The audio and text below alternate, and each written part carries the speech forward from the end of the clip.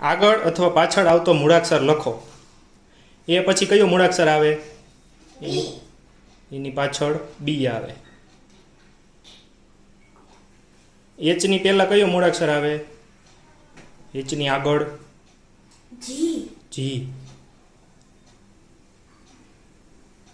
કેની પહેલા કયો મૂળાક્ષર આવે? કેની પહેલા જે આવે. એસ પાછળ કયો મૂળાક્ષર આવે? ડીની પાછળ કયો મૂળાક્ષર આવે?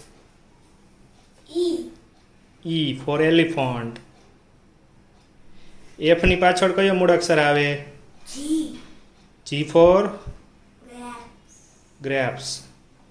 વાયની પહેલા કયો મૂળાક્ષર આવે? પીની આગળ કયો મૂળાક્ષર આવે?